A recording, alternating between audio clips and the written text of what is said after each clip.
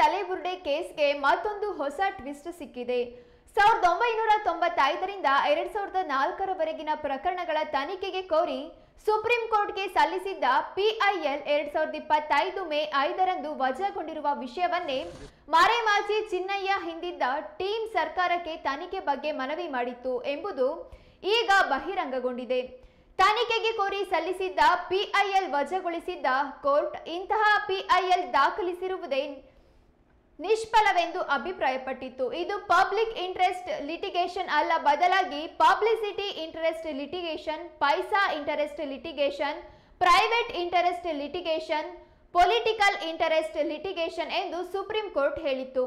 ನ್ಯಾಯಾಧೀಶ BV ನಾಗರತ್ನ ಮತ್ತು ನ್ಯಾಯಮೂರ್ತಿ ಸತೀಶ್ ಚಂದ್ರ ಶರ್ಮರಿದ್ದ ಪೀಠ ವಕೀಲ KV ಧನಂಜಯ ಸಲ್ಲಿಸಿದ್ದ PIL ವಜಾಗೊಳಿಸಿತ್ತು.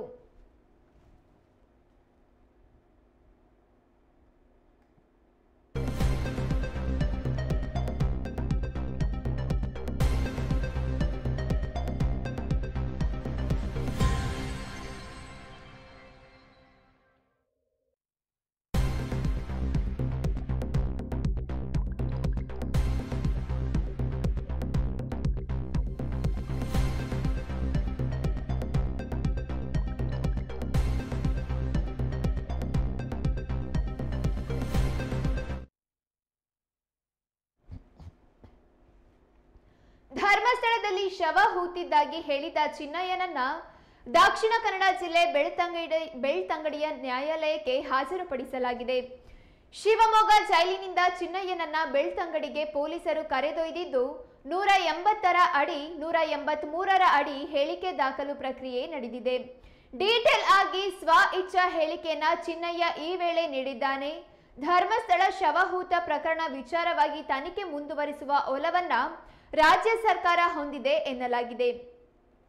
ತನಿಖೆ ಪ್ರಗತಿ ಹಂತದಲ್ಲಿದ್ದು ಅದು ಸಂಪೂರ್ಣ ಆಗುವವರೆಗೆ ಕೇಸ್ ಕ್ಲೋಸ್ ಬೇಡ, ಬದಲಾಗಿ ತನಿಖೆಯನ್ನ ಮತ್ತಷ್ಟು ಚುರುಕುಗೊಳಿಸುವಂತೆ SIT ಮುಖ್ಯಸ್ಥ ಪ್ರಣವ್ ಮೊಹಾಂತಿಗೆ ಸೂಚನೆ ನೀಡಲಾಗಿದೆ.